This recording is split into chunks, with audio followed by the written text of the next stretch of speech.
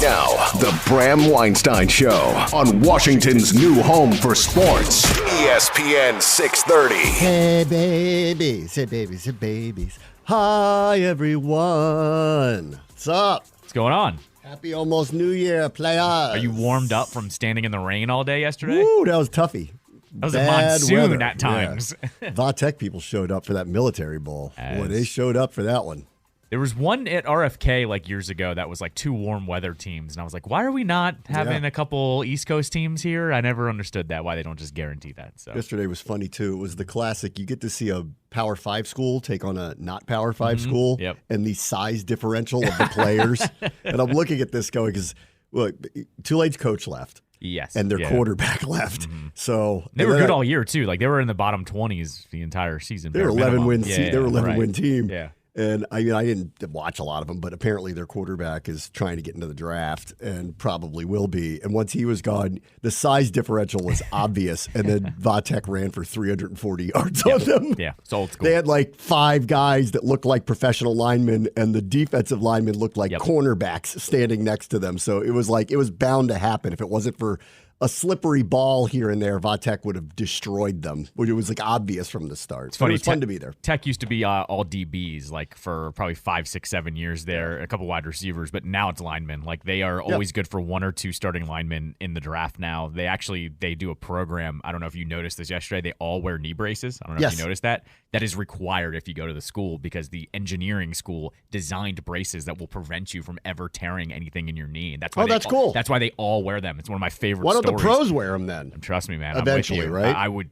probably eventually. You would think, but like it's one of my favorite I stories. see a lot of colleges do that now, but they perfected it. They were the first ones to do it. They literally had because Virginia Tech's an engineering school. Yeah. They literally had their engineers design a brace. So if you wear it and you wear it on both knees, you will not get injured. And that is one of their like calling cards. Because it's always weird. You look at the offensive line, you're like every single one of them is double braced up. What the hell is that? It's to prevent any kind of injury from happening. Yeah, I appreciate everyone's with my absence. I like to do the Military Bowl. I know what it's for. It's one of the few bowl games that has a mission behind it, and of course it's local. So every year I essentially donate my time to do it for them, which is just on field stuff. Present a trophy, all that stuff. That was really fun. So I was really happy to do that.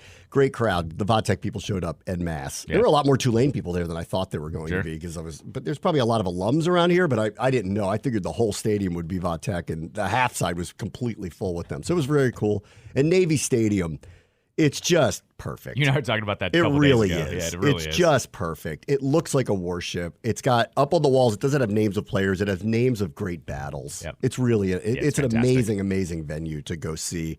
And I was talking to Pete Medhurst, who was there yesterday. He's been calling the Navy games forever. And he was telling me that he feels pretty good about where their program is going next year. He said he goes, what people don't know is we were really, really young. And then he said, he explained to me, he's like, the real problem here is in the NIL era, it all goes one direction here. He goes, there's nobody coming here. He goes, anybody who's good here might leave for, greener pastures in terms of money and opportunity. Sure. But, the people who do go play for the Naval Academy are there to serve their country, too. So it takes a special person to show up in the first place.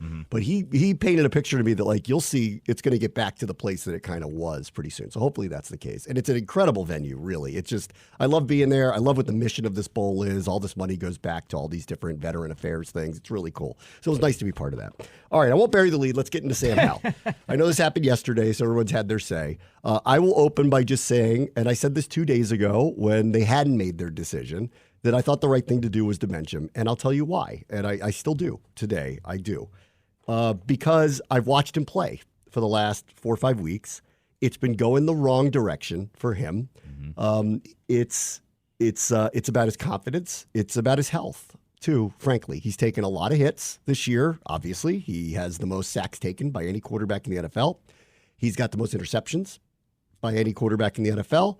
His completion percentage continues to go down week by week by week. 5 weeks in a row, his completion percentage has gone down. I think he had a little bit of bad luck last week against the Jets. He had a lot of drop passes. The first interception clearly was not on him. It went right through Logan Thomas's arm. So that stuff happens, and I don't blame him for stuff like that. But as the game progressed, what you saw were some of the tendencies that worry me about any quarterback, let alone a young one, which is, and I think, they don't want to say this, but I'll say it. Like, I think the attrition of the year started to catch up to him. It became a very long season. The team's record is what it is.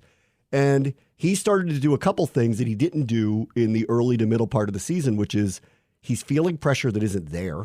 Right. He's putting his head down, then he's realizing it's not there, putting his head back up, and then it's just going too fast. And now he's running backwards, not forward. His head's not up. He's throwing the ball in dangerous places. His accuracy is off. I think he'd been sped up a lot. And I actually think this is the right thing to do for him. And for Rivera and Bieniemy to come to the decision to do it, I would describe it this way, because I think they know what's about to happen in a couple of weeks here, really less than that, 10 days. I think we all know what's about to happen. I think what they did for this young man was a responsible thing to do. That's the way I would put it. Whether they wanted to do it or not, they did it for his own well-being. And I don't think it says anything about his future in the NFL. I just think it was a responsible thing to do, to not throw him out there and maybe see his confidence get worse or potentially get an injury because he's making the types of decisions that you don't hope a quarterback makes in an NFL game against a team that's got a lot to play for this weekend and a really good defense. And so I am 100% behind the decision to do this, even if it reflects poorly on the coaching staff, because, I think they had to take that into consideration. They're the ones that messaged the whole year this is about him, and now they're benching him for his own good. And Right. I think it's the right thing to do, and so I've landed on it's actually the responsible thing to do for him and for the organization moving forward, regardless of their job status. So I'm happy they did it. In fact, I think the one thing that wasn't really talked about yesterday, because it was a lot of who's right, who's wrong, whatever. I think the other thing that wasn't really mentioned a lot yesterday was this to me is like kind of overdue. Like they kind of gave him a few more shots than they probably should have when it came to how he was playing, because it wasn't good. He wasn't seeing the field well. It got worse over the last couple games. It was. And as I said, I think the perfect comparison here, and it's funny, like, this is like a dated reference now, but to me, and I think you agreed with me, it was like Patrick Ramsey, where he was hit so much. Yes, under different scenarios. Like I don't think Bieniemy put him in a vulnerable position the way Spurrier did to fun Ramsey. and gun. Yes. Spurrier ran an offense that we walked in going, this is not going to work in the NFL. Everybody said it. Right. And then Ramsey was going to take hits. Yes. There was no way around it. He was going to take a lot of hits, and he took too many of them. And the same thing happened. By the end of the year, he was feeling the pressure. He was a shell of feeling himself. pressure that wasn't there. Yeah. I don't think Bieniemy did that to him. I do believe that like the 70-30 pass ratios early was not in his best interest for sure. Correct. Now, granted, they didn't think of it that way, and I think they had a professional offense out there, but it is what it is, and the accumulation of the hits, I think, contributes to all of this. So I'm not here to lay blame. I know everybody wants to do that. I just know what I saw, what I've seen the last few weeks, having been around it a long time, knowing a lot about this game, and I do think this kid has a future, and I don't want to see his confidence get rattled even more, or even worse, take a couple of really unnecessary hits that maybe send him to an injury heading into the offseason, because the game's moving too fast for him right now. And it doesn't mean that he can't turn around and come back and be really good. And I'll reiterate, like, I'm not down on him that I think they ought to get rid of him. I just think he's got a couple years left on a contract. He's not making a lot of money because of his draft selection. I want whoever's in here making decisions to have him there as potentially their backup or compete for a starting job, depending on what they do in the offseason. Sure. And I think it's the best thing to do for him. And he's not the first and won't be the last that has had a rough go starting a season. The season has gotten very long for him. And I think, if there is a little bit of blame, I would put the messaging from the get-go where they threw so much on him. I started with, is this ground going to be shaky enough that they're going to allow him to play through it if there are ups and downs? Because I assumed there'd be ups and downs early in the season. And there were, in terms of sacks. That's where it was really, I thought dicey. I thought he took too many hits early in the year. That didn't slow down until about the middle of the season. Underrated here is the line's played better, even with some changes. And there have been less sacks and all of that type of stuff. And the pressure rate's been lower than it's been. But the damage was done, and it's clear in the way that he's played. And this season got really long on him. And one of the things that'll be prioritized for him and, for him moving forward is you got to learn how to navigate a very long season. Mm-hmm. It's long for everybody. And I think he learned it the hard way. Like, he didn't play last year. So he found out the hard way that, oh my God, I got 8 games left. I got 7 games left. I got 6 games left. The competition got very stiff here towards the end of the year with Dallas and Miami and the Jets with a top 10 defense and the Rams that were surging. And now you're playing San Francisco this weekend. I just think it's the right thing to do. I think it's the right thing to do for him. I think it's the right thing to do for his career. It doesn't mean he won't end up being a starter again. He probably will, whether it's here or for somebody else. All those traits that they talked about early in the season, I really liked about him. And I feel the same way about him that I did. I'm with Rivera on that. I feel the same way about him. I just think the record is what it is. He's had a really hard season. The one thing I would lay some blame on the staff about with all of this is I do think that you can't message the way they messaged about it. I think it was a little too much on him. It put too much on him. And they tried to couch it a little bit by saying things like growth and development. But the reality was we're all sitting here in the middle of the season off of their messaging going, have you seen enough to say that he's the starter for the next 5 years? It's not. He can stay off social media all he wants. He's going to hear this every time he makes a mistake or every time he takes a sack. And now all of a sudden he's letting people down in some way. I just think that part was bothersome to me. This has happened a few times under Rivera where I haven't liked the messaging that they've had. And I believe more than anything that the lesson learned here for more than anything is I think it's really time for our fan base, for this organization, for everybody to start being more in the present and stop talking about the future before the present has even begun. Because I think he validated the reasons why they wanted to start him. He did have a very good season. It has spiraled the wrong way. It's not all on him that their record is what it is. I still think the story of the season is the defense. I don't think it's him. Yeah. The defense is what failed Rivera in this group this year. It's the part that I don't think they expected. I certainly didn't expect. I didn't expect them to have the worst defense in the league. Never would have thought that was going to be the case. So that's the story of the season. But what I would like to see from whoever's in here next and to the ownership group is to stop talking about the future so often and start living in the now and the present and just get better and stop worrying about. That's why I like Mike Tomlin. No matter what happens, he always circles it back to, I'm just trying to have a good practice today. We're trying to have a good game tomorrow. Or Belichick, we're on to Cincinnati. We're on to Cincinnati. We're not on to, is Mac Jones this or is this guy that? We're not on that.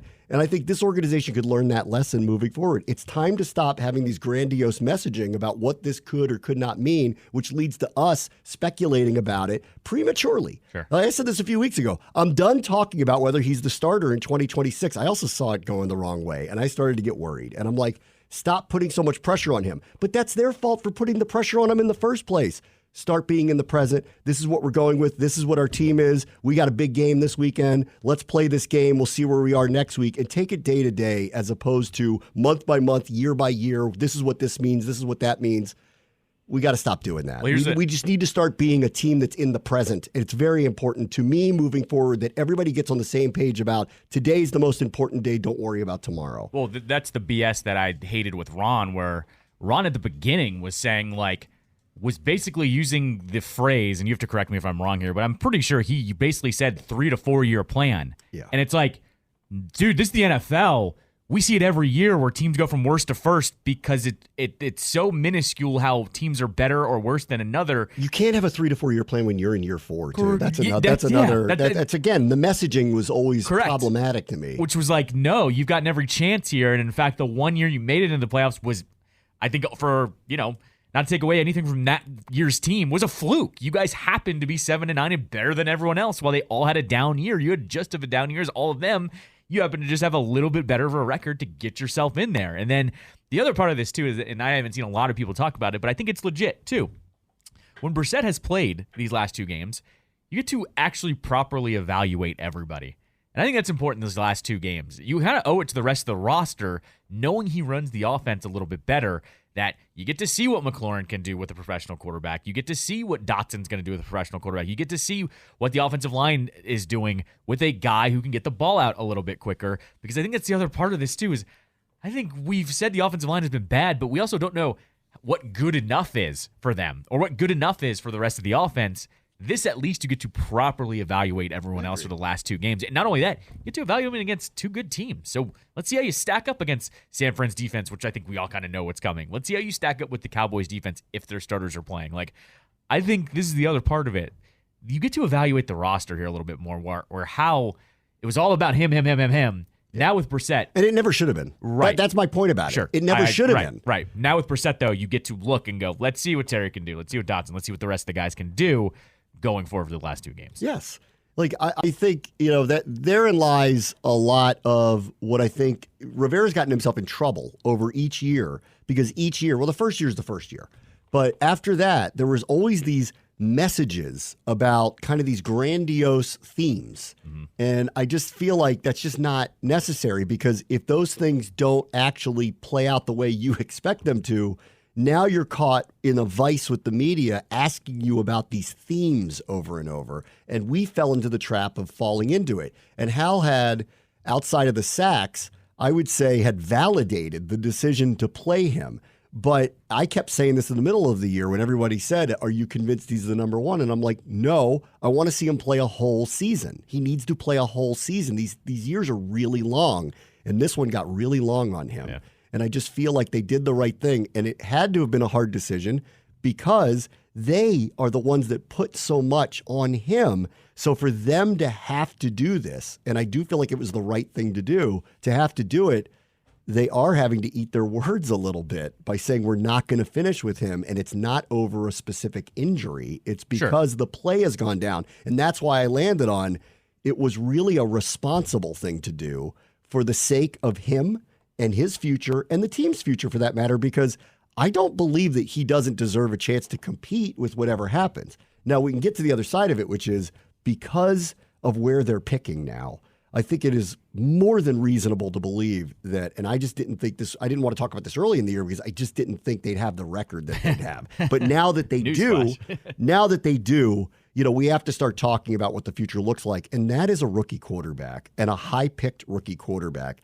And more and more and more, and I'm seeing a lot of this because Graziano's reporting they're very interested in him. We don't know how the Bears feel about it, but sitting at number 3, it is very reasonable to believe that they will be either in line to directly draft Caleb Williams or make a modest move up to make sure that they acquire him. A lot of that's going to have to come down to how do the Bears feel about him? Because if they just love him, they're going to take him and they're not going to listen to offers.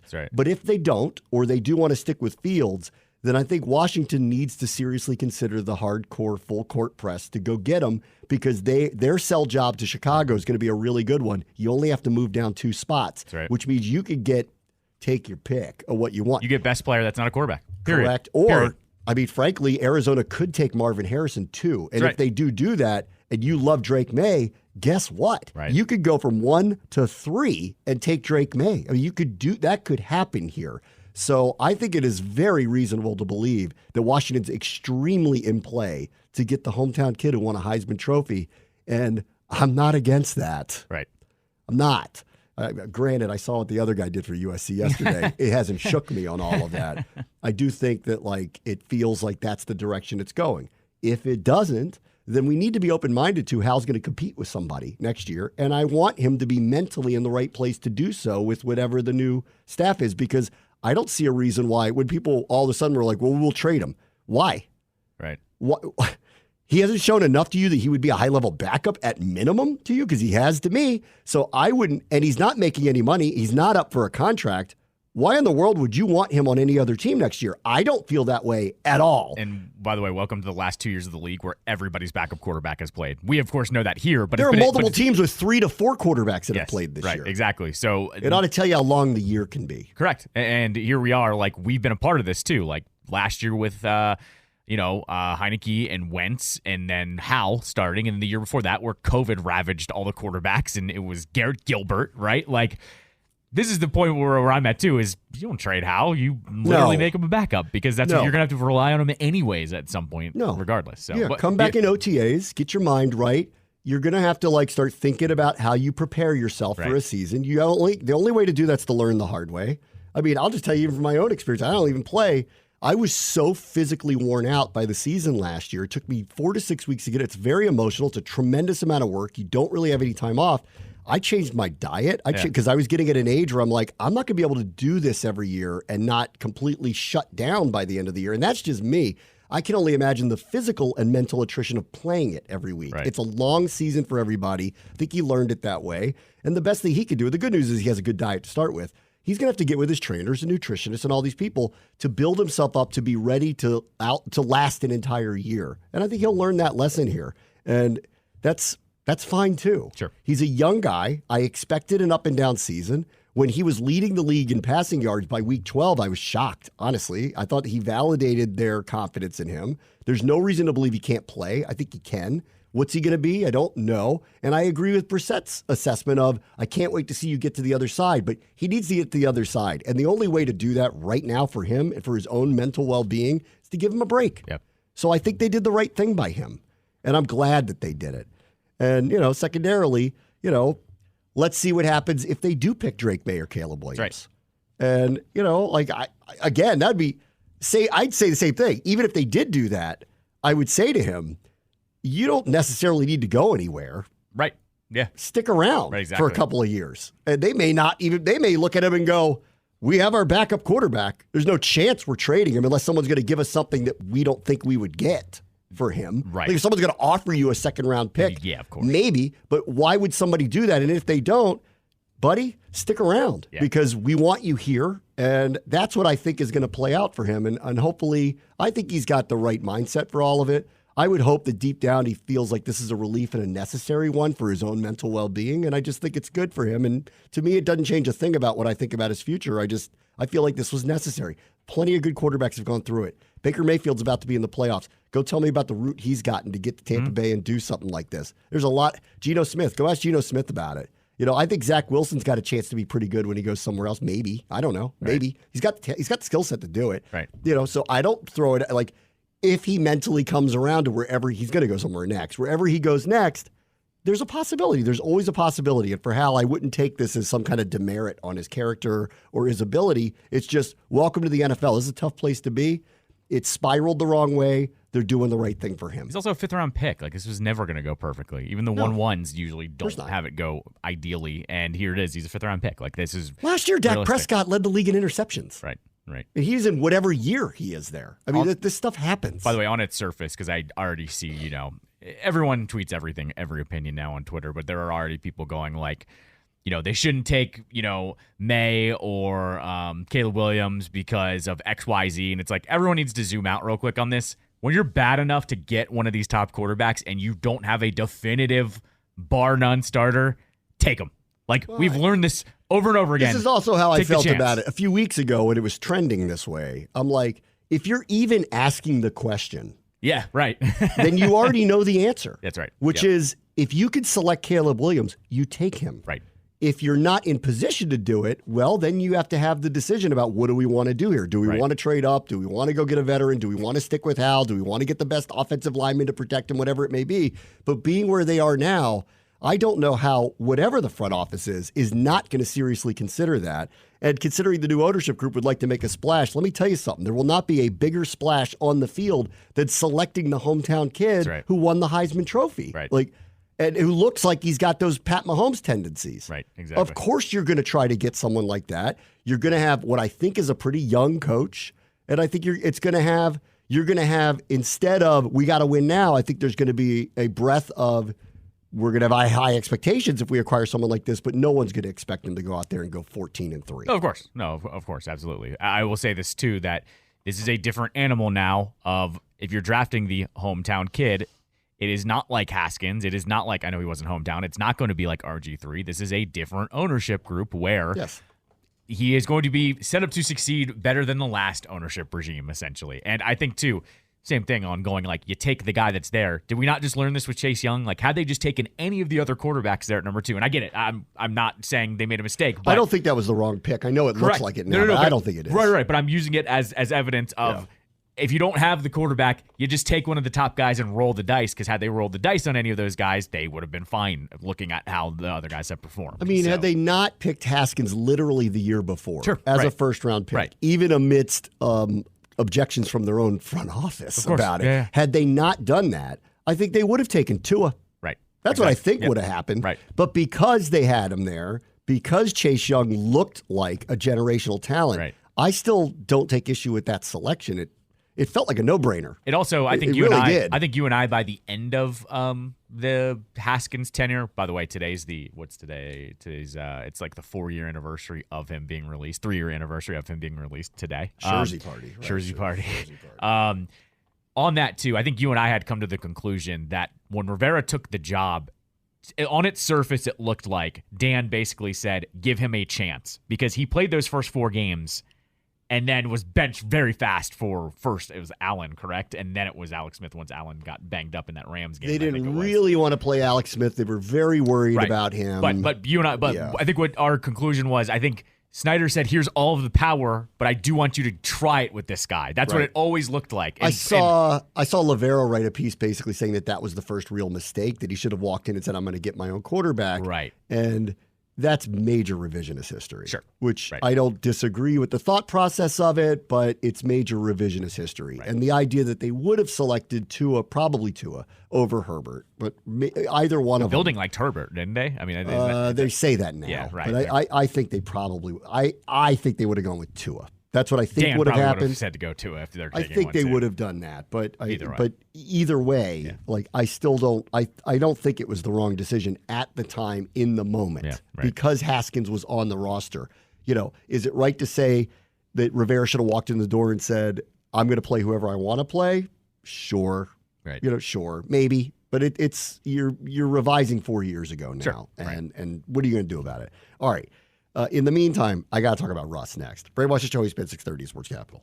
Throwback Thursday is 2004 this week because we are heading into what is going to be the most interesting offseason we've had in a while. We used to win the offseason a lot, if you recall. That used to be nice. I mean, at least you sucked on the field, but offseason rolled around and it was fun. We got first offseason of the new ownership group. I think we all know what's about to happen with the staff, so that's going to change. So we'll see. The news will probably come fast and furious first couple of weeks after the season's over. GM, new coach, all that type of stuff.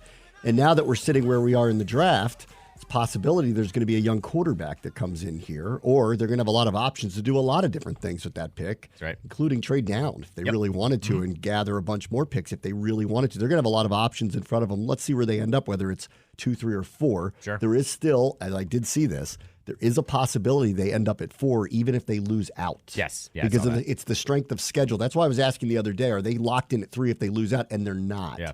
So it will depend on what happens with New England the rest of the way. If New England wins one more, they're locked in at 3 at the worst, and then we'll have to see what happens with the Cardinals. Cardinals play Philadelphia this week and then Seattle next week. The Seattle game could mean nothing. It's possible. Right. If it means nothing, then who knows? Right? Who knows? Right. Exactly. So we'll see. All right. And then that year, Joe Gibbs came back. Yeah. Sean Taylor was the draft top 5 selection. pick. They had a fifth overall pick. So they got what was a franchise-changing all-time type player that unfortunately ended the way it ended. And Joe Gibbs came back. So I think there's going to be a lot of hype and hope. And let's see what happens here. 2004, huh? You forgot one. That was also Champ and Portis. That was the Champ and Portis trade. That was like the first thing Joe did, which was like, Mark Brunell, too. Mark Brunell was acquired from the Jags. I forget if that was a trade or free agency, but either way, they got a veteran quarterback because Patrick Ramsey was not good.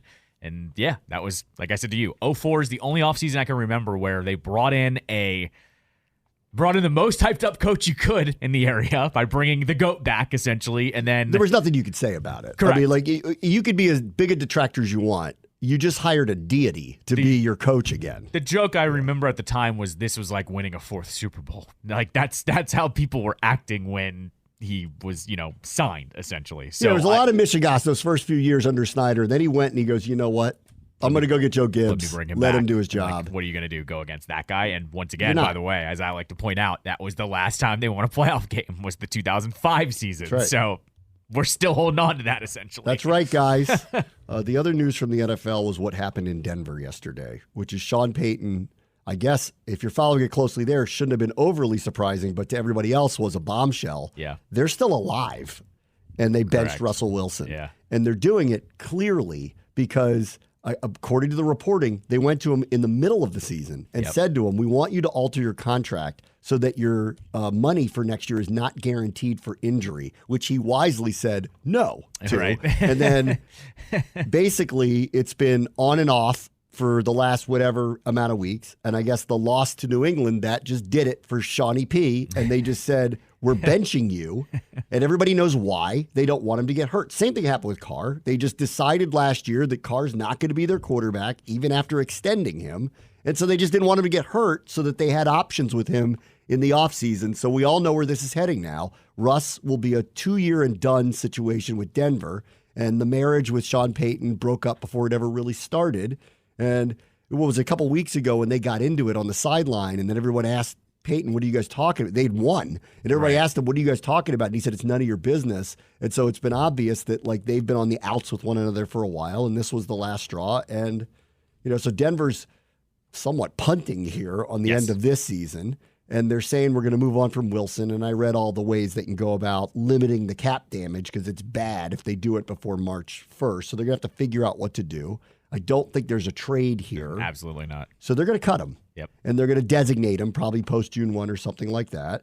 And, I'm like looking at the stats. I actually thought he was okay this year, but the stats don't suggest he's worth what he's getting paid. He's thrown for 3,070 yards. That's 18th in the NFL this year. He's been sacked 45 times. The only person above him that's rated higher that got sacked as much or more is Sam Howell. He's the only one. Right. His completion percentage is pretty good. It's around 66%. 26 touchdowns, 8 interceptions. That's good, too. So it doesn't read like he's been bad, but they've clearly decided this is it. They're done with him. Over the last, and this is from just listening to some of the Denver reporters on the national shows and just reading up on it, it's become apparent, I guess, in the last 6 to 7 weeks, and I obviously haven't watched much of the Broncos, that basically they took the ball out of his hands, that it was they're going to run the offense as little through him as they could, and that's actually why they turned it around, apparently. That's what I was hearing from a couple of the Denver reporters. That's what I was hearing on ESPN National Radio, that essentially Peyton just said, we're going to try to win games without you having to burden any of this because I don't trust you, essentially. And that's where I guess that blow-up happened. The other one was, did you see the Diana Rossini report where they approached him and his agent in October? Weeks ago. Saying to take out the injury guarantee, which he can't do. No, of course not. Of course. But like they basically said that was the first warning of if you don't change that, we're going to have to do something here. And they did. So that was the other part of that was this is a long time coming. I'm sure that's where that blow-up happened as well, as Russ probably said something along the lines of like, dare you to bench me. Like, I'm going to guess it was that kind of energy to Go Peyton. ahead. Yeah. And here we are. Peyton says, fine, I will. The interesting part is how long they waited to do it. Right. Yeah. Because they, basically they threatened this. They demanded a change. They didn't get the change. But if the reporting is correct, they waited 6 weeks before actually doing it. Yeah, right. And I guess the loss to New England put them in a place where, well, now we're not winning the division. Yep. Right? That's not going to happen. Right. So to get in, we need a little bit of help. And so they're semi-punting here and saying, you know what, forget it. Right. What we can't have happen for next year is him get hurt. Correct. Because if he gets hurt, then we're stuck with that contract. And if he doesn't get hurt, we have flexibility. And that's all they're doing here. And I know all the people are getting all upset about it and saying, well, you got to do. No, you don't. Right. No, you don't. Right. Like a guy who's making that much money up against their cap and you want to move on from him, you do what you need to do. Right. Sorry. Yep. They gave him the money. He got all this money up front. He's not a victim here. So don't paint him that way. It's just that's what it is. This is what they've decided to do. I saw Peyton gave some quote yesterday where he was like, I can't cut 5 offensive linemen. I can't cut all my receivers. Yes, yeah, right. And then what I appreciated what he said was, he goes, the bottom line is you have to win. He goes, I've been on one side of it when all you do is win. And he goes, and I've been on the other side when you don't. Yep. And I appreciate that mentality. It's the reality of this business. It's something that we've talked about here. We haven't been talking about winning the last couple of years. We've been talking about building this for this reason, for this thing down in the road in the future. That's not the NFL. It's a production-based business. You have to perform well, you have to win, or things happen. Yeah. And Peyton's going, they didn't bring me in here to figure it out with Russ. They brought me in here to win. I don't think I can win with the guy. We're moving on. He takes up too much of our cap. We're moving on. They didn't bring him in. They traded for him, too. So I'm actually on his side about this. Yeah. I hear him. Like, their record is what it is. It's not all Russ's fault. Russ is making a tremendous amount of money. He clearly doesn't think they can win with him. So they're going to go get another quarterback, and they have to protect themselves so they can do it next year, and that's what they're going to do. The other part of this, too, is don't forget when they signed Stidham, because Stidham played well in Las Vegas last year in cleanup duty. And by the way, it's second year in a row where he's coming in with a guy that isn't playing because of the old injury guarantee. He played for Carr last year for the Raiders when they benched him for the whole, we don't want to get him hurt, so all the money's guaranteed on the other side so they could cut him. He's doing it again here. He got like a $10 million contract from the Broncos, and I kind of remember being like, that's a good amount of money for a backup instead of just bringing in, like a low draft pick or whatever. And then I remember Peyton said something about Stidham, basically saying like, I'd be comfortable, bringing him in at some point just because I liked what I saw last year. And I remember just kind of, cocking my head sideways a little bit, going, "Huh." That's what a coach says. Right. Like that's interesting when you, especially when you have a quarterback that clearly you didn't like anyways. Like, remember the whole, what was Peyton's quote on Russell? Wasn't it like he needs to stop being a celebrity or something like that? I forget what the exact quote was, but basically, stop being a politician. Yes. Go be a football player. Exactly. So get off social media. That paired with the Stidham signing and what he said about Stidham was kind of like, this might happen a little. I thought it would happen sooner, but then once they, were actually in the thick of it midway through the season, I didn't think it would happen like this. But so they're going to cut him. Yep. And BetOnline's already got next team odds. Yep. Top of the list, 5-1 Minnesota. Okay. Minnesota's probably in the business of finding a quarterback unless they go back to Kirk, right, which I think is very plausible. Ask that locker room who they'd want, and I think it's an easy decision. And also, they're kind of in this situation now where they're not picking high enough to definitively get one of these guys. They'd have to make it. Correct. They're starting another rookie quarterback this week. They're still in it. They got a choice to make. Their choice is leverage their future and go get somebody. But I don't think the Bears would trade with them. Nope.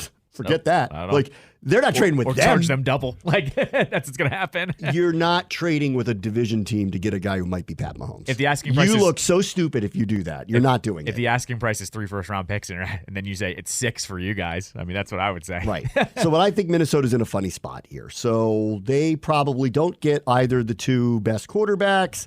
So because of their record, they're picking in the middle of the pack. They're going to have to make a choice. Do you re-sign Kirk? Right. Or do you go with a younger veteran?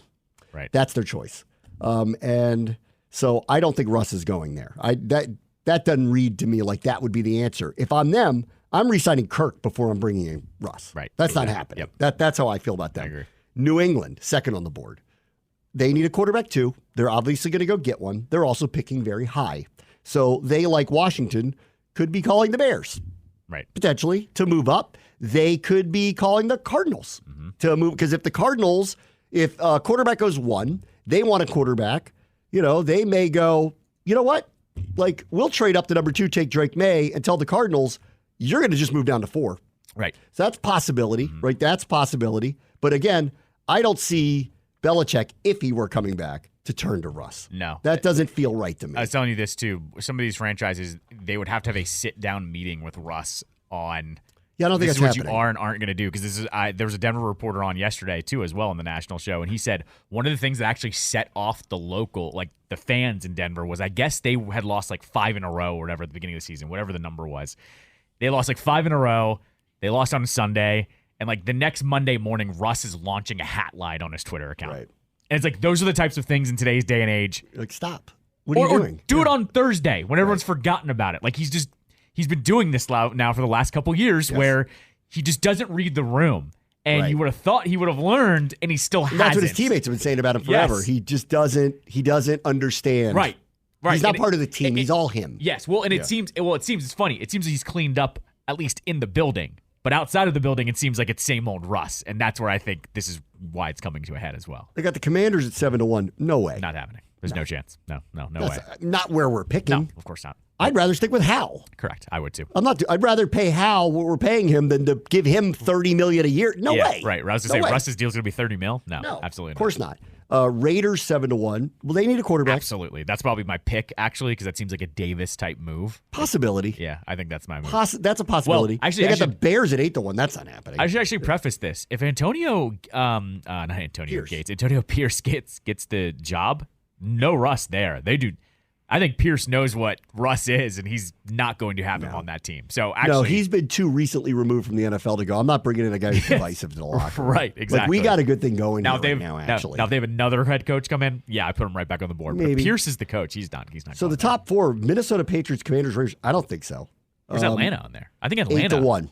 Atlanta is also one. Again, this is another one. Will depend who the coach is. Yes. We don't know if that's Art or not. What does the owner think of it? They did try to get Deshaun, so they've tried to make a move like this. This is different now. No one's going to trade for him. He's going to be available, so he's going to be able to sign wherever he wants to. I'd say possible. Giants at 8-1, no way. They already got Dimes' contract. They can't afford another one, and I wouldn't take him and think that he's the answer. Pittsburgh 8-1. That's a maybe. You have to have that conversation again, though. That's a maybe, though. There's no way they think Pickett's the answer. So that's a maybe. Right. But I think still they're in a division where Deshaun's coming back, Cleveland's been good, Lamar's not going anywhere, Burrow's coming back. You got to get a quarterback if you're Pittsburgh. I appreciate what they do every year, but to win it, they're going to need a quarterback. So they to me are someone I'd think about. Tomlin doesn't deal with that BS, though, that he's doing off the field. So same thing. It would have to be hey, when you come here, we need you to control yourself off the field because that town, if Denver fans are getting pissed about a tweet about launching hats on a Monday, I know what the Pittsburgh fans will do if he happens to do that. So they're a little like us. They don't really love somebody who's a me. Correct. It's blue collar. Like people. That's why they love Ben. Yes. He wasn't that exactly. way. Yeah, exactly. He isn't that way. You got to fit the right market. That's one, the wrong market. That's a very specific one where it's like you could be winning, but if you're a prima donna, they hate you. So you got to have that meeting of you got to rebrand yourself if you're going to come here, and good luck with that. They got New Orleans at 11-1. Don't know who the coach is going to be. I think it's a good pick, though. I think Carr's probably going to get run out of there, but this would be 2 years in a row they do that.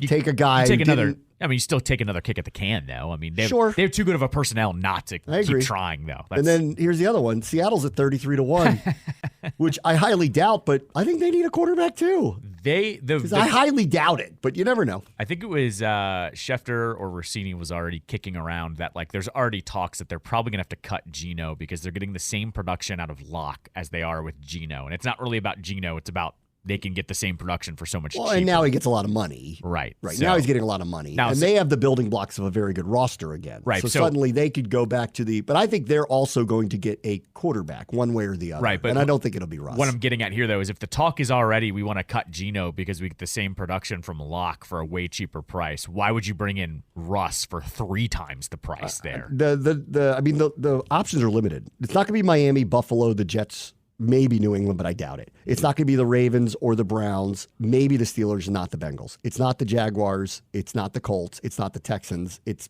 not the Titans. They're going to go with Levis over him. They're not going to do that. It's not the Chiefs. The Raiders are possible. Denver's cutting them. It's not going to be the Chargers. Eagles, Cowboys, Giants, Commanders. I don't think it's any of them. It's not the Lions, the Packers, or the Bears. Right. Either way with the Bears, whether they take Caleb or stick with Fields, it's not them. I don't think it's Minnesota. Tampa Bay, I think, is going to re-sign Baker. I don't think they'd rather do a lower tier deal with him than do that. Falcons are a maybe. Saints are a maybe. Carolina's a no. Niners, no. Rams, I don't think so, but unless they're moving away from Stafford, but I highly doubt McVay wants that. McVay's not going to do that. It's not going to be the Cardinals, and it's not going to be the Seahawks. I mean, it is a limited number of teams that even reasonably you can think he's going to go to, but I don't think his career's over. The other thing here is I pitched this to you before the show. I think you might get a team or two that decide – even if they have a starter, they go to him and go, look at the whole league this year. Everybody had to play their backup. We'll give you a market type deal, but just know you're going to be the backup, but know that we also are going to depend on you at some point. And maybe he does a 1-year deal like that. I think that could. Maybe. I think this could be the year, though. There's only going to be 1 or 2 teams that do it. His ego could handle that. We'll see. What if Jerry went to him and said, hey, we've got Dak. Dak's the guy. But they just brought Trey Lance in. That's true. They've already kind of done but I'm saying a team like that goes, we have Super Bowl aspirations. We looked at the league last year. 63 starting quarterbacks played last year, and counting, by the way. We need 2 quarterbacks. We're going to depend on you at some point. Come on with us. I think there could be 1 or 2 teams that actually go that route with him. Buffalo, maybe. Buffalo could do that. Yeah, maybe. I think that's a good pick, actually, to do that. If he's willing to take a low-rent deal and put his ego aside. 100%. Where you're definitively not the starter and you're not even competing with the guy. No lie. Josh Allen's our starter. Deal with it. That's kind of like what happened with Mitch, though. Mitch was kind of sought after by a couple different Ravens teams. Too. Listen, you're the backup here, buddy. And you know it going in. And they'll say, take a year with us because we're going to need you at some point. I think this could be the year where someone finally goes and tries to do a 2 quarterback type thing. All right. We'll get into the Caps next. Bram, watch the show. ESPN 630 is Sports Capital. I'm going to try to guess this. Jet. Jet? Yep. Yeah, 2004. Kind of one-hit wonders. I don't think they had anything else after this. Anything else. 2004 is when this came out. Throwback Thursday. To commemorate an offseason to remember for the then Washington Redskins, Joe Gibbs was hired as the head coach. Sean Taylor was the draft pick. Mark Brunell came in. They would win a playoff game a year later. After the 04 season, yes. The 04 season. It was the 05 season they won the playoff. Yeah, they won a playoff game that year, and then we're heading into what is going to be a very interesting offseason, the first for the Harris Group. You mean next month? It'll be the 20-year anniversary of that offseason. That's right. So let's see. And Ew. we're staring down a new coach, obviously, and a very high draft pick.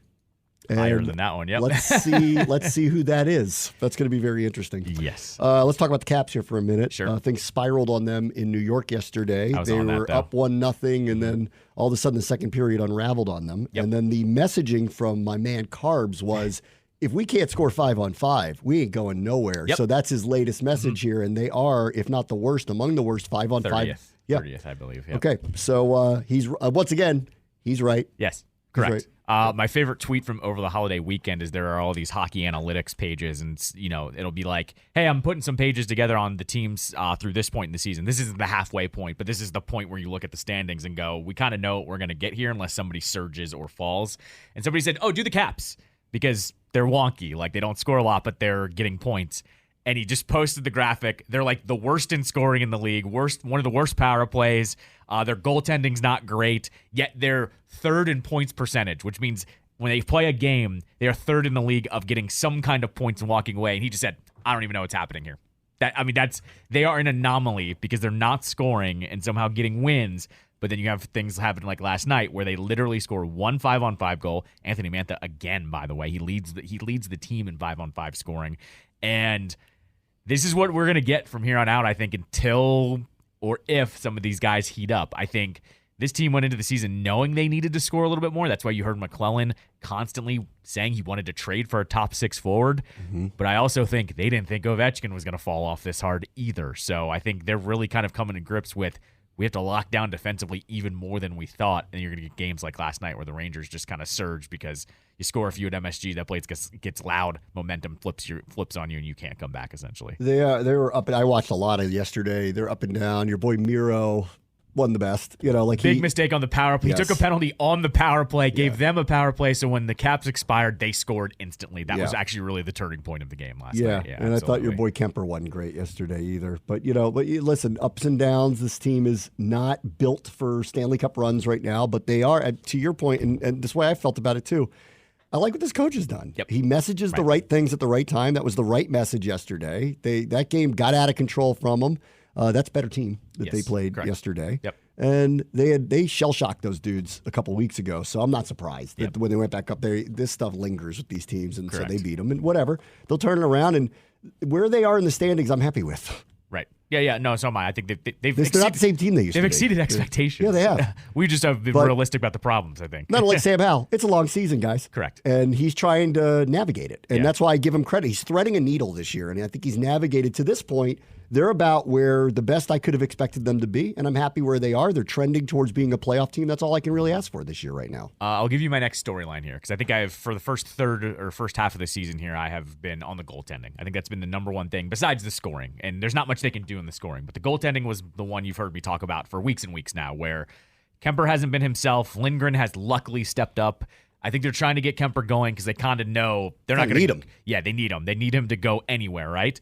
Here's my next storylines you need to watch. They signed Ethan Bear today, finally. If you haven't been paying attention to this, Ethan Bear is a defenseman. He played with the Canucks. He had a shoulder injury in international play last year, so he didn't get a contract right away in free agency. People were waiting to see if he was healthy.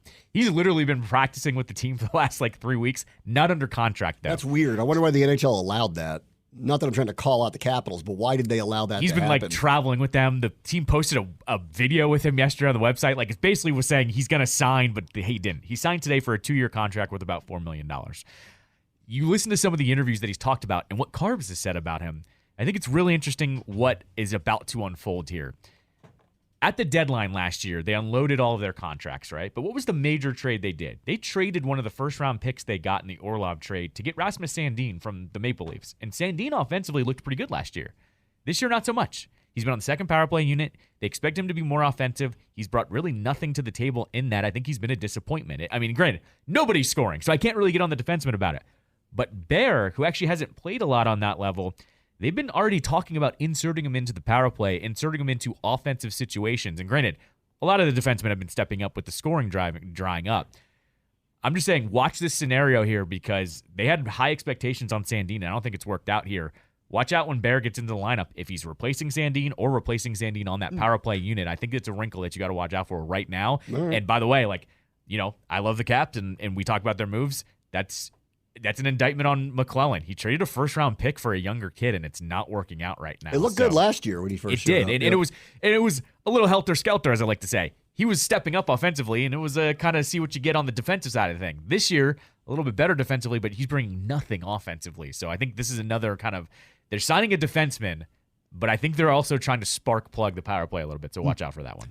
I'll take a quick break. Let's do best and worst of the year next because tomorrow's a football Friday. So it's going to be hard to do this on what would be the last show of the year. So let's do it a day early. Brave, watch the show, ESPN 630, the Sports Capital. This Outcast from 2004, which we're using for Throwback Thursday this week because that was the year that the then Washington Redskins hired Joe Gibbs, used the 5th overall pick on Sean Taylor, acquired Mark Brunell, and started a 4-year run, round 2, with the greatest coach in the franchise's history, Joe Gibbs.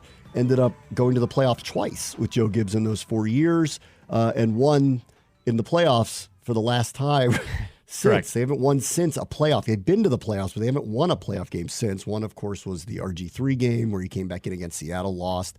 The Packers came here and blew them out at home. Mm-hmm. Aaron Rodgers, I'll get to him in a minute. Yep. And in the meantime, the one you called, too, Tampa. And then the Tampa game. That's right. When nobody was in the stadium. Taylor Heineke became a cult hero off of that one. Buried in that draft, too. He drafted Chris Cooley that draft as well. So it was actually a nice little offseason there to lay the foundation of the roster because that was the Portis trade as well that they got a stud running back, too. So, yeah, it was a transformational year in terms of the roster. Look what you can do in a year. It's a good word for it. We're about to enter a transformational year. Mm-hmm. The ownership group did not get the reins of the team until late summer. Right. So they decided to, and I think rightly so, allow everything to just play itself out, take some time, don't do anything rash, and then make your decisions in January. And at 4-11, I think we all know what the decisions are going to be, and they'll probably start in about a week and a half, and then we'll see what happens next. And they are trending towards a top 3 pick, maybe even higher than that. And then we could start thinking about some USC kid who grew up here and made magic on Gonzaga, let alone USC. Right. So I don't know. We'll see what happens. And so, as we do best and worst of the year might be the transformational quarterback that we're selecting in 2024. Maybe not. We'll see. The Bears are going to have a lot to say about that. So we'll have to see about that. That's next year anyway. That's next year anyway. And, typically I like to do this for the last show, but because tomorrow happens to be a typical football Friday and Keim's going to show up and Chase Young is back and I'm going to talk to Rivera. We're going to, preview all the games this weekend. I just don't think we dedicate enough time. So we're going to do this a day early, best and worst of 2023. I need to say this too, just because you mentioned it. Yes, Chase is coming back. It's the first time Trent's coming back too. Everyone's kind of forgetting that. We've played the 49ers. I hope he plays. He left that game early last week as a groin injury. They said he's limited in practice, so I bet he's going to go. Right. I think they pulled him because the game got out of control. But for me, diehard fan here, I feel like we should make a bigger deal because that guy's going to the Hall of Fame, and he was amazing for this franchise for so many years. Yeah, he should be immediate whenever he does retire, Ring of Honor. Yeah, of course. So immediate. I really hope the team doesn't forget that and does something for him. It's the first time he'll be back here. I agree. They should do something for Trent. I agree. All right. Best of the year, worst of the year. Let's do it. How many you got each side? I got a lot. I got a lot of them. I got a lot of them. I think the number one best of the year locally is obviously the sale of the team. I don't even think there's no even close number 2. It is the best thing that happened to the fan base, to the franchise. Obviously, I have different feelings about the Snyder family than probably 99.9% of the people because, me personally, they were very good to me. But I understand and agree with it was necessary, time to happen. We were reading articles yesterday that are still lingering issues with the previous ownership. Yeah. The best part of that was it doesn't matter. We don't even have to bother talking about it. It's rich people fighting with rich people about how many millions are owed to one another over a sale, and it doesn't affect us moving forward, and I don't care. Go ahead and go in civil court and yell at each other, guys. I don't really care. That's right. Not my problem. It doesn't matter, right? Not my problem, guys. So go ahead and you guys deal with that. But number one, by far, not close, sale of the team. 100% agree. It's my number one. And even to your point of whatever you thought about Snyder, it wasn't working here with this franchise. They are still, it's one of the craziest things ever, too. We have a generational talent on the hockey team. The Wizards have not gotten really any better in that time frame. The Nationals won a World Series, and of course, the Caps won a Stanley Cup. But this team is still the number one team in the area, despite everything that's happened under Dan Snyder's era, and here we are. We have a new owner. I think we all know that if just things are half as good as they used to be, we're back on track of having them be the crown jewel of the city. This is a football country. Go look at the ratings of the football games on Christmas Day versus the NBA games. They got like 30 million viewers for each football game, and the highest for any NBA game was 2.5. I mean, highest of any of them. And then secondarily, this is a football town. Yep. It just has been. Like, I always feel like the Wizards are the sleeping giant. If they ever had a team that for a 5 to 10 year run were like great, I think we'd see a different side of the city. But I love the Caps, and I love the Caps. They'll never overtake these teams. Right. It's exemplified by they have a player here who's one of the greatest ever, who's going to, I hope, break records. We'll talk about that in a second, because that is part of the best and worst of the year this year is the development of Alex Ovechkin here in the fall with this new coach. Anyway, but sale of the Commanders is by far not close, bar none. Best thing that happened this year. And hopefully we'll start to see some changes. I think if nothing else, this is a big offseason that's coming up there first. Let's see what they do, and let's see how it goes. And, history will then tell the tale of how they did as owners here. But if nothing else, I think everybody's just breathing easier now. They feel like it's in a better place. I think there's a lot more people that are more open-minded to what the future looks like. They're not down on everything. We're not focusing on mugs. Like, it's just, I think like we all see the light at the end of the tunnel. And there's hope renewed, and this season clearly didn't go the way anybody wanted it to, but I think we all knew this was a transitional year, and however it played out, that there's a brighter future no matter who's in charge of all of it. So that's the good news. To just do a little kind of like outline next chapter off of last year with the Commanders, I would also say, because it did technically happen this year, Sam Howell beating the Cowboys opened up a whole offseason to talk about, because had it been Heineke and Heineke walked, this whole offseason wouldn't have been as interesting. Yes, the sale of the team was happening, but it literally gave us a whole entire offseason's worth of material to talk about the quarterback we hadn't seen that they drafted in the 5th round. All of a sudden was named the guy pretty early on.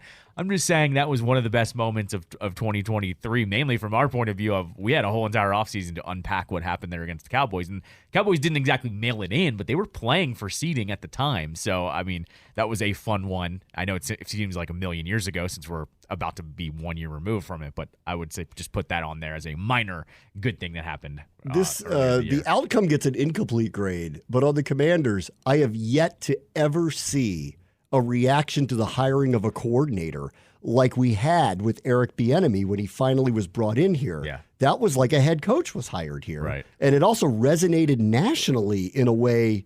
Typically, coordinators don't get that kind of treatment, but in this case, for all the reasons behind why Bieniemy hasn't been elevated to a head coaching position, it did. So how's he performed here? I think it's hard to tell. I think he was put in a weird situation, which always led all year to me going, why did he want this job? Because this is a really tricky spot that he walked into.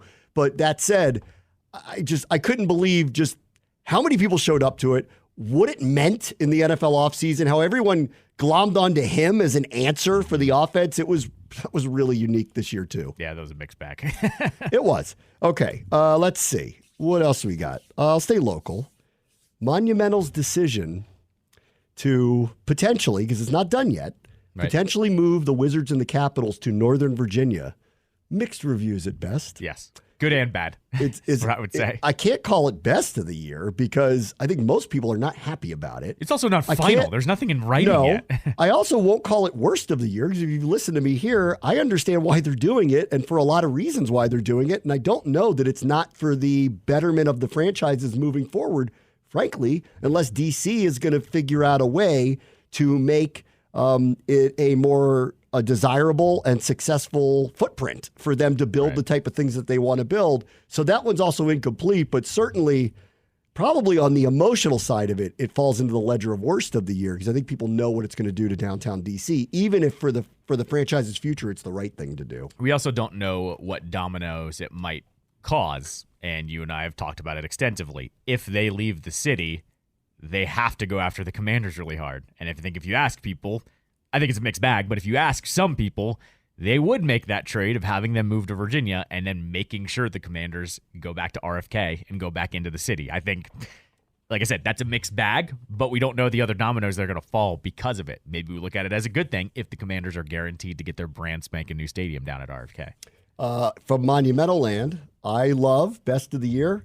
I love this Spencer Carberry guy. Yep. I think it's He's the the best guy. coaching hire that they've made since Barry Trotz. Yes. Yeah. You know, and really beyond that, even previous to that, he feels like the type of person, and I know hockey coaches are disposable, but the early returns to me, you know, I'm all into first impressions. My first impressions of him was they got the right guy at the right time. Yeah. I think he's lived up to it so far. So I'm very happy with his hiring, and I'm hoping things continue to go well for him. I agree. I think he's the guy post Ovechkin. I think it's what we've all been waiting for and looking for to see who that's going to be. I think he's the face of the next generation of the Caps. Also, look at their play. The young guys have all bought in. That'll go into what one of my worst of the year is. It's just the crumbling of the young gun Caps, the OG Capitals. I mean, granted, this is kind of like generation 2 with Ovechkin, but it fell apart right in front of our eyes. Nick Backstrom had a super sad exit from the team. He tried to give it a go, couldn't give it a go, was out, 9 games into the season. They haven't actually really been the same since. Ovechkin hasn't been the same since. So I think to me, one of the sadder things is this is the definitive end of the Ovechkin era. It's just, how much does Ovechkin do? I know this is going to play into you because you mentioned Ovechkin already, but Backstrom leaves, retires essentially without saying he's going to retire. TJ Oshie's now been hurt twice already this year. The old Capitals are essentially fading out, and they're fading out fast. Well, I have felt for a couple of years they needed to start that transition sooner, and that they've fallen into this position that they're in now because they refuse to kind of view that, which is fine. The worst of the year to me actually is Ovechkin doesn't score anymore. Yeah. Now, we got a whole half of a season to go here, but as of the end of last season, no matter who the coach was going to be, it was a foregone conclusion that he was going to break Wayne Gretzky's record. That is very much in question all of the sudden. Yep. And I don't think he's going to play till 55 to make it happen. That's right. So this one is as curious a thing as I've seen in a while. Yep. That, like, the drop-off is immense. So much so that he's a little too far away to assume that it's going to happen now. Correct. So I don't know. I thought that was a done deal going to happen within a couple of years. And the way it's going right now, I don't know whether that's going to be the case anymore. It also, we are a little over a year, a little over the year anniversary of when he passed Gordie Howe. That happened on Christmas Eve or December 23rd last season, and I think we all knew he was tracking towards it, right? But then look at everything after that. He kind of slowed down a little bit. Remember, his father passed away, so he left the team for a couple of weeks. Then he came back, and he really didn't look the same. Now this new season starts with a new head coach. He still doesn't really look the same. It's, like I said, it faded fast. I really hope with Ovechkin we're just going through a phase here, not the new Ovechkin. I really hope so, but all signs point to this new pattern as he is just not the same type of player. The other thing, too, though, is power play hasn't been good. Maybe if they fix the power play, he can at least start scoring on that. But, yes, one of the saddest storylines of the year is that Ovechkin's fall-off was not just a fall-off. It's a bigger fall-off we all could have predicted. 10 goals at this point, 12 goals at this point. I think we're all going slow, but at least he's still scoring a little bit. 6 goals ain't going to cut it. It ain't going to cut it. No. Best of the year. The Wizards finally looked in the mirror, realized what's going on, and probably way too late, but it's never too late to get it right, traded Bradley Beal. Finally. You may not like what they got for him, and the main component of that trade now looks like a classically unserious person. But they did it, and they at least are willing to go, we do need to start over for once, and we will take the lumps that go with it. So their record is terrible, and they are a tough watch. But at least I feel like they are thinking about this in a way where they go, let's just take it down to the studs for the first time, and let's try to build a new house and stop relying on someone who's a great guy that everybody loves, but is not that person. And thankfully, they have finally looked in the mirror and done that. Not only that, they did tell you they weren't going to be good for once. And that's where my actual whole beginning was, okay, I don't really care what you do this year because you finally have come out and said it's going to be a little rough here for a little bit. Essentially, that's what they said. They didn't say it. They said it without saying it. But that was always, and you know I rail on them pretty hard, was always my number one thing was they trot out new players every year going, this is the group, guys, and we're going to win with this group. And it's like, I'm looking at, these 3 guys, and you're going, there's no way this is the new group because Beal's supposed to be your best player, and he's not one of those types of guys. For once, they just said, this is the group we have. We're going to do the best we can. it's going to be rough here for a little bit, and I'm completely at peace with it. I am too. Let me see here. I want to take a look. Are they the worst scoring defense? No. Wait a minute. No, I think they are. They're the worst scoring defense in the league. Yep. But they're not the worst scoring offense. So they've had moments where they say semi-competitive. The good news for them is they're such a national afterthought anyway that they haven't turned into a joke. Right. Yep. Because people weren't paying attention to them in the first place. Correct, yeah. If they weren't an afterthought, well, then I think we'd be seeing just making fun of them constantly because every other night their games are literally out of hand. No, I mean, Poole has a viral fast. clip every week, but I still think that expectations had something to do with that. Yeah. And they're lucky that the Pistons are doing what they're doing because yeah. people are paying attention to. They just broke a record for most consecutive losses in a season. Someone tweeted something like the Arizona Diamondbacks won a game more recently than the Detroit Pistons did. Man. It's pretty bad. I think it's 27 now. Yeah. They're 2-28. Yes. So that's helping them a little bit here to kind of get through this. But really the bigger issue is if you ever needed to know who you are, the fact that you're 5-25 and people aren't even bothering to talk about that. Yep. It tells you were an afterthought in the first place and no one was taking you seriously. Correct. So that's a good look in the mirror moment for them too. Yep, agree. The other things locally, the Orioles are building a juggernaut.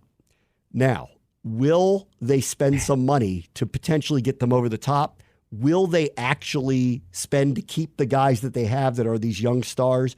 TBD. Also, who will own the team? Yep. TBD. But they got a lease done. Mm-hmm. Sounds like it wasn't easy, but they got a lease done. They're not going anywhere. And that young team is hard not to root for. They are ridiculous. Mm-hmm. So I'm hoping that, someone comes around with some better judgment, spends a little money in spots they need, and gives them a real shot to win because they got a team that could be a dynasty. We could save this for probably next week, but I did send you an article on Forbes about how actually it's basically boiling down to a season of secession, apparently, with the Orioles. That sounds like it. They were already in court with one another. Right. Yeah. Peter Angelos wants them to sell the team, enjoy the wealth. John Angelos, right, is the son that's running everything now. John Angelos does not want really good doing interviews, that guy too. Does Real not good. want to do it. And one of the details came out of the lease is that the Orioles can actually opt out at year 15 if they don't get like some kind of development that the city promised them. Essentially, and there was also another detail that emerged that I guess John Angelos or someone from the Orioles and Wes Moore visited the Battery in Atlanta to look at how they did that whole downtown area. Right. So essentially, the Battery in Atlanta is not in Atlanta, though. It's outside of the city. Correct. So when they talk about building this in Baltimore, the whole time I kept going, where exactly are you talking about? I'm literally waiting. We're not giving you the Inner Harbor, guys. I'm literally waiting for the day if they go, Pickles is being torn down for whatever Orioles bar is going to be. Shut your mouth. It's blasphemy. But that's exactly what's like on the way, right? So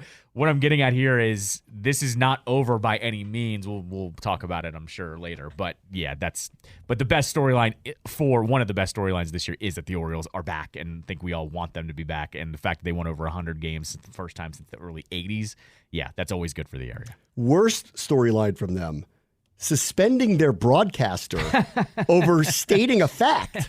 All he stated was they don't win a lot in Tampa. Right. In a pre-produced segment in the pregame, and then was taken hostage. Nobody knew why.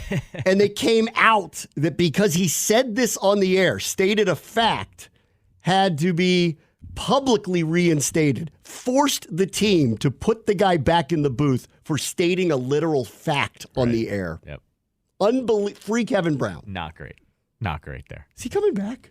Yeah, I think so. They haven't announced anything. Remember his statement where he was like, we have a great relationship. I'm like, sure you do, buddy. I bet you do. As for the Nationals, I think the only thing I could just say about them this year is we knew what they were going to be, and they ended up being that way. I think the only thing that really stands out to me is this is best worst of the year.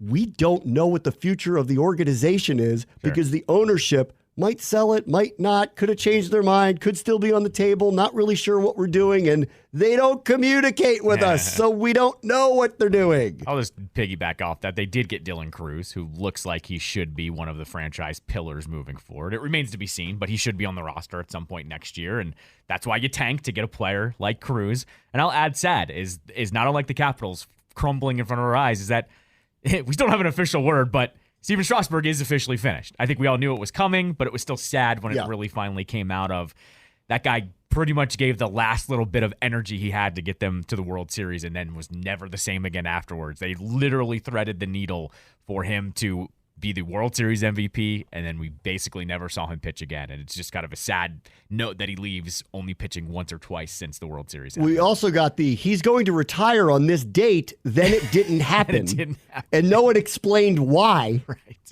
That was a new one. Yeah, that was a weird I've one. never seen anything like that one. Yeah, that's an we're odd not one. doing that. Okay. All right. Well, Right. sounds fine to me. Weird one. The other one, you'll love that I say this. Maryland football guys.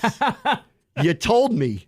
You told me. You bought in, not me. You told me this was the year. Uh-huh. It wasn't. It was not the It year. was not It was the not, year. It was not their year. It was not their year. I didn't expect you to go undefeated, but you told me you were ready to You told compete me. with these That's other what I said with teams. the Wizards. The Wizards and expectations. You told me, and it didn't work out that way. Did it, guys? It did not work out that way. I have one honorable mention. Not like best of the year. Well, maybe it is kind of best of the year, but DC Defenders, we're back. Crowd yeah. showed up again. Yeah. Coach Barlow was on. Beer Snake was great. Dude, it was like they picked right off where they left off before the pandemic. That was a nice little build upon moment, I think, for the area, and that the Defenders were gone for a couple of years since the pandemic and then walked right back in. Were the best team the entire season until the championship game. I loved that they stepped right back in. And in fact, they're like one of the pillars of the league. Like when the alleged, I guess we can't call it official yet. Who'd they combine with the USFL. The USFL. Right away, it was like, nope, DC's staying because they have a great home field and they have fans that show up to every game. I thought that was really cool for an area that gets knocked a lot for not having quote-unquote real sports fans. Here's a league that continually is changing, and we happen to be one of the pillars of that entire league. I think that's a really cool, like I said, not as major as the other storylines, but something worth mentioning, for us. All right, so we'll do some of the national ones next. Bram Weinstein Show, ESPN 630, the Sports Capital. This is from 2004, Throwback Thursday. Just to commemorate the Redskins offseason that year. Was Joe Gibbs bumping this in the locker room? I don't think so. No, you don't think so? Who knows? Oh, Bram, I love that Lil Jon. I love him and the East Side Boys. We'll see what offseason we're going to have in early 2024 now. 20 years later, new ownership group, new coach GM likely coming, top 5 pick, maybe top 2. See how it plays out over the next couple of weeks. So we get Chase Young and the 49ers here on Sunday. Don't think there's anything more in the early 2000s than Lil Jon because that's his second time making an appearance today. Or you just really like him. I mean, who doesn't like Lil Jon? Right. No controversies ever came out with him. One trick pony, but he's good at that. No, that's trick. fine. Yeah. It's perfectly fine. He knew his lane It's a and he unique stayed sound. in it. It is a unique sound. No one does Little Blinged John. out pimp cup saying, and that's it. Yeah, that's he's good all. at it. He figured that out early. He figured that out. That's a moneymaker right there. Dude still does commercials doing that stuff. Yeah, Good he for does. him. Yeah, he does. Good for him. Let's see. National stories, best and worst of the year. I'm going to start with that the Saudi government bought golf. I can't believe that happened. Yeah. But they did. Live Golf happened a year ago. My recommendation to the PGA Tour was ignore them. Right. They'd spent a lot of money to get Phil Mickelson. So what? So what? He's 50. Like, so what? They didn't get Tiger. They didn't get Rory. They didn't get most of the younger players. They got a few to defect. Nobody was watching it. Nobody. It got no ratings whatsoever. They were not going to spend bad money after bad money, but they caved and sold their entire sport That's right. off to the Saudi government. Yep. It was it wasn't sports washing. They were bought. Correct. It was bought. Then it seeped into our market as well. That's right. The Qatari Public Wealth Fund is an investor in Monumental. Yep. So Did the beginning of this is going to happen in our sports too. Did you hear yesterday's? No. DC United's playing a preseason game over there? Where, in Riyadh? I think it was Saudi Arabia. Hold Because on. they're going to play what? Ronaldo's team? I don't know if that's... That happened in soccer too. The Saudi Professional League, of which nobody had ever heard of, saw anything, spent ridiculous amounts of money to land major stars to come play in their league, including Cristiano Ronaldo. DC United, this is from Stephen Goff, who, of course, is the local expert. DC United is close to finalizing plans to become the second ML East to conduct a portion of its preseason in Saudi Arabia. People familiar with the talks said Saturday, United would join Inter Miami which features, of course, Lionel Messi, Yeah. and doing training camp and exhibition matches in Wow. the kingdom. So that screams the MLS will have an investment from the Saudi wealth fund in the not too distant future. Right. That's what exactly. that screams. Yep. So we'll see. Basically, that Miami game is so they could do Messi versus Ronaldo because Ronaldo plays for one of the teams there. I think one of the good moves was Messi to the MLS. Yep. Really upped the profile. They've had major aging stars come over here. David Beckham comes to mind. Thierry Henry played over here. Number of major stars played, but it was nothing like this. Yep, right. And so for that short period of time, that really put the MLS in a place that it really hadn't been. They took over the news cycle there. Every time he was They playing, did. it was actually like pretty wild to watch that happen, how everyone was following his every move there in the summer. Amidst all of it, because this is kind of falls into politics, it was nice to have a year where politics didn't dominate sports because it really didn't. I agree with you there. You know, now I think 2024 will be different. Yeah. I don't know how, because I'm sure LeBron James or somebody is going to say something about the leading Republican candidate to be the president. And at that point, he never lets anything just go away. He answers every complaint. See this week where people said he smells and he went crazy yelling at everybody to say, "Don't tell me I smell." So I think we're heading into another year of an ugly sports political cycle. It's going to be they take all the air out of everything, especially in this election year. But it was nice to have a year where sports wasn't overwhelmed by all of that. And it's been a few years where we've had something where the political landscape just landed in these things. And I've always subscribed to, I get why they, the athletes or the leagues want to be part of it, part of the national discourse, but it was nice to have it just be sports for a while again. Yes. That was fun. It was everyone stayed on the field. Yeah, stay on the on the field. court Stick to sports. for the entire season. We stuck it to seemed. sports for a Yes. little bit. Yeah, for sure. With the exception of the Swifties. The Swifties en masse have become Chiefs fans. And the Chiefs now aren't very good. So do I blame the Swifties? Do I not? Don't do that. I'm not sure. Don't do that. We talked about this on Tuesday. Don't be that person. It's not her They fault. are 3-4. It is not her 3 fault. and 4 It is since not she her started fault. showing up and hanging out with Stop Bernie it. Kosar and whatever else she's doing. I'm going to cut you off. Don't do that. Don't be that person. I will say what I said the other day. If Chiefs fans en masse went to the Eras Tour concerts, they'd ruin it. They would ruin it. They wouldn't pay for it, though. They're I all told you doing tomahawk chops the whole time. They wouldn't pay for it, though. They'd take one look at that and go, that's my season ticket price. I'm Mm-hmm. not doing that. So I was glad she showed up. I was glad she was part of it. I wish she went the way of Tommy Cutlets and just kind of then phased herself back out into the music world again. I'm sorry. Because she's getting blamed for this. I'm sorry. Having the most famous person in the world like your sport and showing up to your games home and away is a bad thing all of a sudden. No. This is why football fans are so weird and that they can't handle Stick to music. Yeah. They Stick to music. can't handle outside people liking their sport. It's so weird to gatekeep. No, I think at first I was all on everybody back off. Like, this is cool. Like, we're going to get a lot of people who are going to pay attention to our sport that we love because she's involved in Yes. it. So, like, my daughter wanted a Kelsey jersey. All right, cool. I'm all down with this. Week 8 of it, I was like, oh, God, enough already. What, you want them to call off their relationship because you're sick of it? Yeah, I'm No, sick of it. Stop Give me it. my sport back. Stop it. You guys can hang in there, but hang in there for the right reasons. Nah, get out of here with that. I'm fine with it still. They don't even it's not even overkill. They just show her every once in a while, which is perfectly fine. Dominated the Taylor Swift of the NFL is Aaron Rodgers. He overwhelms every news cycle. Him signing or eventually being traded to the Jets, which took a long time. Remember, that took a long time to actually happen. Right. He goes there, starts the bing bong hype of all bing bong hype. They go Hard Knocks, best Hard Knocks we've had in a while, lasts 4 plays. Guy hurts his ankle, terrible thing that happened. What does he do next? He tells us he's going to beat science. And stupidly, everyone believes him. For weeks, weeks, people believe him.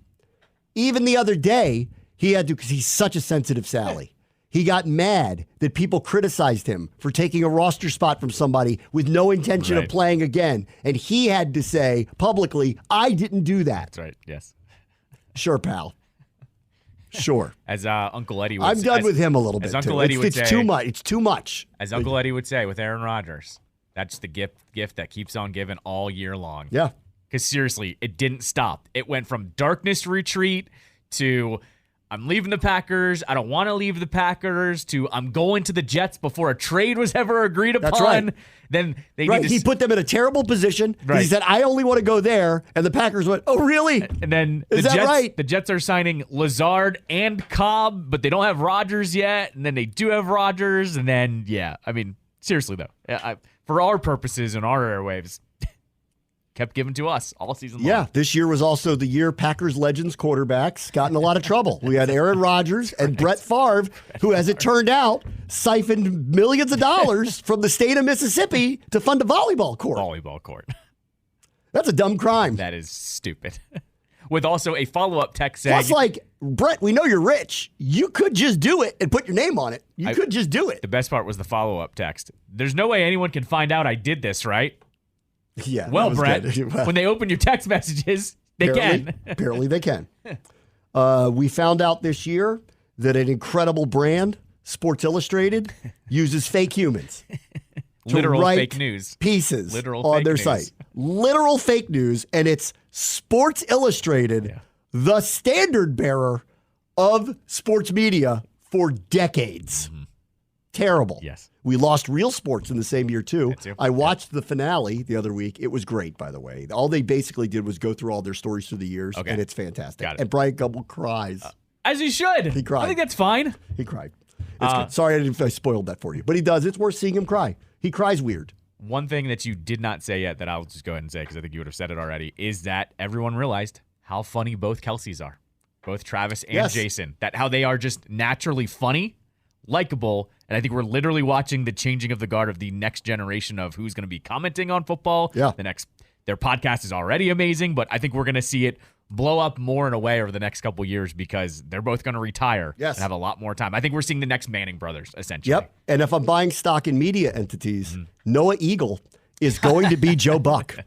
I would agree with you on that. He is. Yeah, 100%. He's like 17 years old, and he's going to be Joe Buck, which for someone who's 50, it's a little infuriating. But I will fully admit he's really good. Really good. He's really good. There's a difference between normal nepotism of riding on your dad's coattails and then actually being amazing at what you do.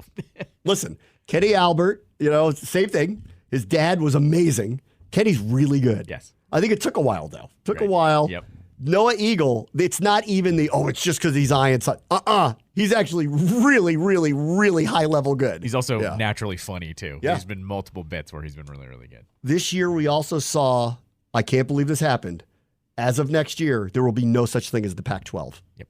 It's gone. The dismantling of, dismantling of college football in general. Yes, but that conference is gone. Yep. The other ones have somehow scotch taped it together. They're barely holding on, though. The ACC is in big trouble. When we do this again next year, we're going to talk about the ACC doesn't exist anymore because you've already seen the roadmap to it's going to implode. It's about to happen. We're full-blown Mad Max water coming down. All the other conferences are standing there waiting for the drops of water. I think the Big 12 is going to survive, actually. Okay. I think they're going to survive as the clear number 3. Pac-12's gone.